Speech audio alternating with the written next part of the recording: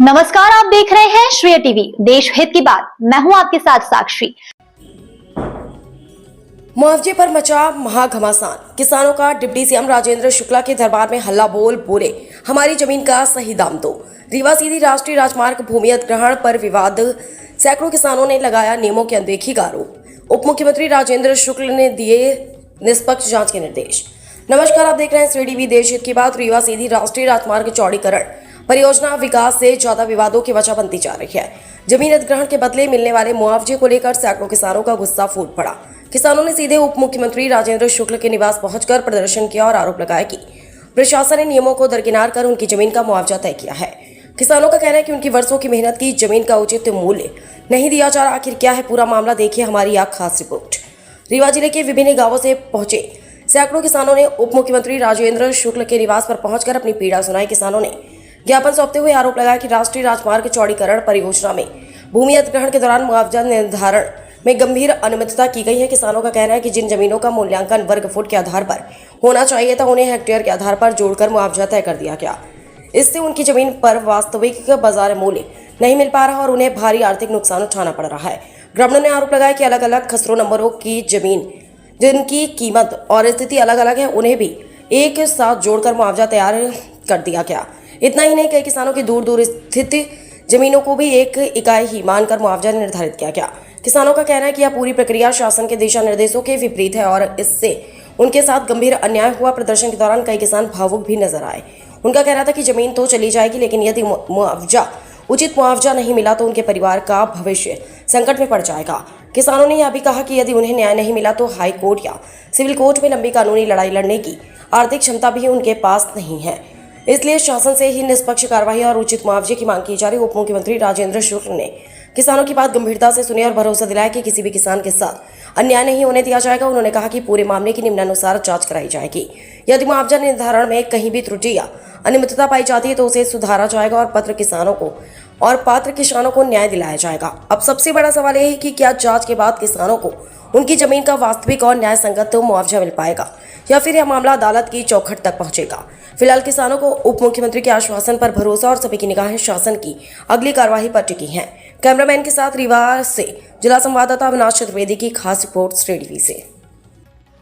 Road में मुआवजे को लेकर और उन्होंने ज्ञापन दिया है, निर्दोष के आधार पर उसका परीक्षण करा जाएगा। इनकी क्या मांगे हैं? इनका मांगे ये है कि मुआवजा हमको कम न मिले, पर्याप्त मिले। इनका कहना है कि शहर में अलग बना रहे हैं और उधर ग्रामीण में अलग बना रहे हैं। अलग होती है, गाँव में अलग होती है, स्वाभाविक है कि अलग अलग नहीं देंगे। इनका जो आरोप है कि डाइवर्टेड भूमि का भी एक साथ वो बना रहे हैं, ग्रामीण का बना। भूमि का जो रेट लगना चाहिए वही लगेगा। जी, आप लोग आज उप मुख्यमंत्री कार्यालय आए थे, क्या है पूरा मामला? ये भू अर्जन संबंधित नेशनल हाईवे 39 का मामला है। अब हम लोग उप मुख्यमंत्री जी से मिलने आए थे। लगभग पीड़ित किसान महासाव, रीठी, उमरी, खामा, खड्डा और अपन पुरास के सभी किसान पीड़ित आए थे और मिले और उप मंत्री जी ने आश्वासन भी दिया कि बिल्कुल जो आपका रीवा का और अपने खामा का रेट है, अगर भिन्नता किए हैं तो बिल्कुल हम इस पर संज्ञान लेंगे। डाइवर्टेड नहीं माने हैं तो उसके लिए भी फ़ोन लगाए, लेकिन एसडीएम साहब ने फ़ोन नहीं उठाया और वो बोले हैं कि डाइवर्सन अगर खाली भी प्लाट है तो उसका डाइवर्सन माना जाएगा, ये मुख्यमंत्री जी ने। और साथ में जो अगर छोटे छोटे भूखंड है जिसकी रजिस्ट्रियाँ हैं, उसकी अगर अलग अलग जगह में है, इकट्ठा नहीं है, तो उसको भी मतलब हेक्टेयर में कर दिए हैं तो उसको भी वर्ग फीट में ही मुआवजा मिलना चाहिए, नियम है। ये माननीय उप मुख्यमंत्री जी ने आश्वासन दिया है। अब बोले हैं कि शाम को आइए, हम 5 बजे फुर्सत होकर खाली होकर बात करेंगे। ये मुआवजा प्रक्रिया को लेकर क्या मानना है आपका, जो निर्धारण किया गया? लगभग मान लीजिए जहाँ गुरजासी जहाँ लगती है वहाँ से घोड़े अत्याचार शासन प्रशासन द्वारा किया गया। किसानों की ज़मीन कौड़ी भाव में दिया गया, कौड़ी कीमत की गई, जो कि अभी माननीय मुख्यमंत्री श्री हम लोग मिले, सारे किसान लोग मिले वहाँ से, उसमें चर्चा हुई। उन्होंने आश्वासन दिया है कि हम आपके भूखंड है, आपके जो भू अर्जन जितने हैं, ये आपके जो है, तो हम उनका बराबर जो रिया तहसील बना है वो गुड़ तहसील में बनेगा। किसी से अन्याय नहीं होगा, अत्याचार नहीं होगा, हम उसका पूरा सहयोग करेंगे। क्या मानना है आप मेरा लोगों का? कहना ये है कि हुजूर तहसील और जो गुड़ तहसील में जो मुआवजा बना है, रीवा तहसील में जो है वो 4 गुना बना है और गुड़ तहसील में 2 गुना बना है। इसको जो है 4 गुना हमको भी मिलना चाहिए। क्या कहना हम चाहेंगे लोगों आप? का कहना, मैं पुष्पेंद्र तिवारी महासाव से हूँ। कहने का मतलब कि मुआवजा डिसमिल में बना ही नहीं। हम लोगों जैसे 28-30 डिसमिल जमीन फंसी है, उसका 15 लाख रुपए मुआवजा बना है, तो यानी कि 50,000 40,000 रुपये डिसमिल बना, तो इसने में किसान को कहाँ पड़ेगा। इतने में हमको रीवा और गुड़ दोनों के बीच में गांव आते हैं, न ज़्यादा शहर दूर है, 10 से 12 किलोमीटर शहर दूर है। इतने में हमको सरकार कहीं दिलवा पाएगी 50,000 रुपये डिसमिल। यही कहना है कि हम कम से कम डिसमिल में मुआवजा बने, सभी को किसान पीड़ित हैं। क्या कहना चाहेंगे आप? मेरा नाम अखिलेश त्रिवेदी है, मैं खामा का रहने वाला हूँ। इस भू अर्जन में इतनी अनियमितता की गई है कि मान लीजिए कोई 6 भाइयों में बंटवारा है, उनका बटांकन पड़ा है, तरमीम है, उसको 1 नंबर करके हेक्टेयर में मुआवजा बनाया गया है, जबकि रजिस्ट्री के समय शुरुआती 7.5 डिसमिल का शासन कलेक्टर गाइडलाइन से ड्यूटी लेता है। तो उस मापदंड को कहीं माना ही नहीं गया एसडीएम साहब द्वारा मनमानी तरीके से। तो हम लोगों का सिर्फ मानना ये है, मांग ये है कि कलेक्टर गाइडलाइन जो डाइवर्टेड लैंड है और डाइवर्सन शुल्क जो भूमि स्वामी जमा किया है, तो उसका डाइवर्टेड का मूल्यांकन किया जाए, ना कि कृषि भूमि का मूल्यांकन करके हम लोगों को जान से मतलब कहना चाहिए तो मृत्यु के कगार पे खड़ा किया जा रहा है। ये बंद। क्या कहना चाहेंगे आप? मेरा नाम दुर्गा शंकर मिश्रा है, मैं महासाव से हूँ। सर, हाईवे के किनारे जो भी लोग थोड़ी थोड़ी भूखंड लिए हैं, वह खेती करने के लिए नहीं लिए हैं, वो व्यावसायिक ढंग से लिए हैं, क्योंकि इतना महंगा है भूखंड। 2 लाख रुपया डिसमिल, 1.5 लाख रुपया डिसमिल के हिसाब से जो अराजी खरीदा है, तो वो व्यावसायिक ढंग से, जिसका व्यावसायिक में रजिस्ट्रेशन है, तो उसको व्यावसायिक ढंग से मुआवजा मिलना चाहिए। जिसके टुकड़े भूखंड अलग है, अराजी नंबर अलग है, तो उनका अलग अलग मुआवजा बनना चाहिए। ये नहीं कि सर इकट्ठा जोड़ के किसी का बना दो। तो ये सर निवेदन है कि इस हिसाब से काम करें। आपने आप दूसरी चीज़ ये है कि हुजूर तहसील लोही तक हुजूर तहसील लगता है, और लोही के बाद खामा से गुड़ तहसील लगता है। हुजूर तहसील में अलग मापदंड है और हुजूर गुड़ तहसील में अलग। ऐसे 2 विसंगतियाँ क्यों हैं? ऐसी डिस्ट्रिक्ट एक ही है।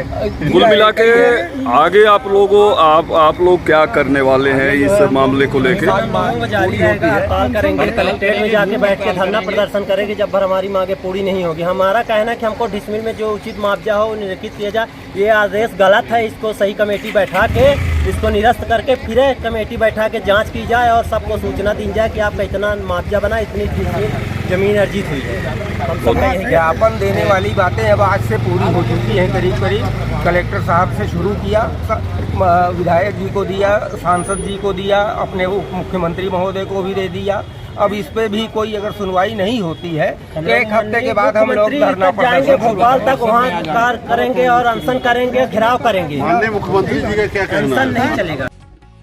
बोले हैं कि हम दोनों पक्षों को सुन ले, गुड़ तहसील और जो विसंगति है वो क्यों है, अगर है तो उसका सुधार किया जाए, ऐसा आश्वासन मिला है आज। उस आश्वासन से आप लोग संतुष्ट हैं? पूर्णतया संतुष्ट नहीं है।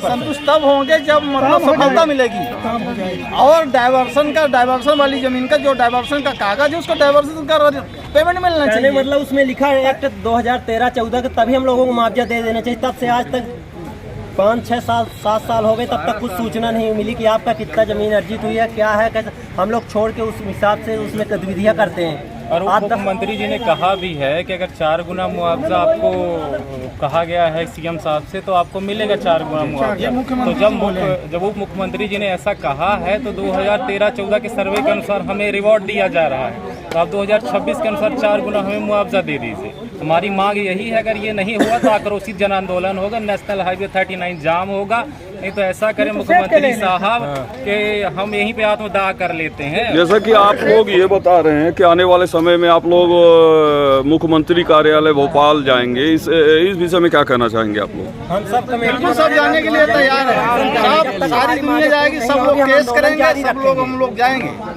दिल्ली तक जाएंगे। मिनट बैठ लीजिए। आ जाइए, अरे आ जाइए आपके पास। बाकी एक्सप्लेन सर करते हैं। बस सर 2 मिनट के लिए हमारी सुन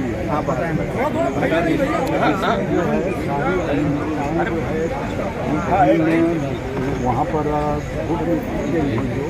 न तो कोई नोटिस किसी को आज तक कोई इश्तिहार, कोई नोटिस नहीं, कोई सम्मन, कोई इश्तिहार भी नहीं। एसडीएम को बुलाया है, बुला वहाँ से। और उसके बाद दिन जो है वो जनवरी में जो है कमेटी के लिए बनी है। और जहाँ डाइवर्टेड ज़मीन थी उसके ऊपर भी रिमार्क लगा दिया है कि कोई गतिविधि संचालित नहीं है, जबकि वहाँ पे मेरा वेयर हाउस बना हुआ है, धर्मकांटा लगा हुआ है और उसी के बगल से वही ज़मीनें हैं। वहाँ से वेयर हाउस के अंदर घुसने का रास्ता है। किस हल्का में गैस व्यवसायिक मान करके उसका मुआवजा बना दिया गया है। किस हल्का में आते हैं आप? रीठी। क्या नाम लिखते हैं आप? शैलेंद्र देव वेयर हाउस बना हुआ है वहाँ। उसी देव वेयर हाउस में जो है लिखा हुआ है, उसके सामने रकबों में परिवर्तित लिखा है, पर आगे उसमें लिख दिया है कि यहाँ कोई गतिविधि संचालित नहीं है और उसका मुआवजा उन्हें सामान्य से अतिरिक्त के रेट से बढ़ा दिया है।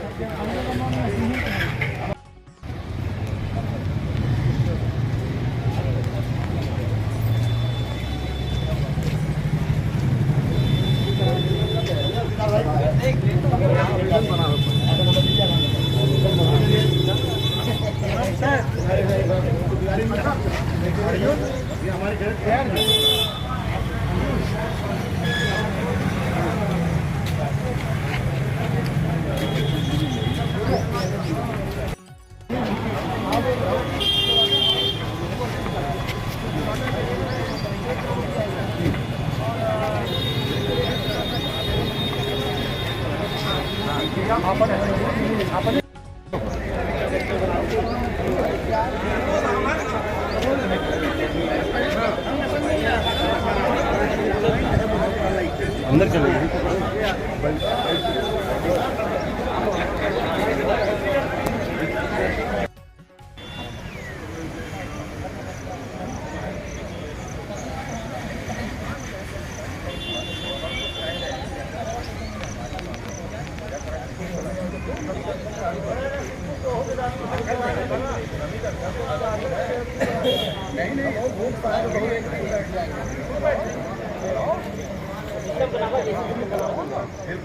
अपना प्रदर्शन करेंगे। जिनका गलत नाम जोड़ा गया है उनका भाई ये गलत गाइडलाइन ही गाइडलाइन जैसे सूची में गलत नाम लोगों पे गलत गाइडलाइन है एसडीएम वगैरह की।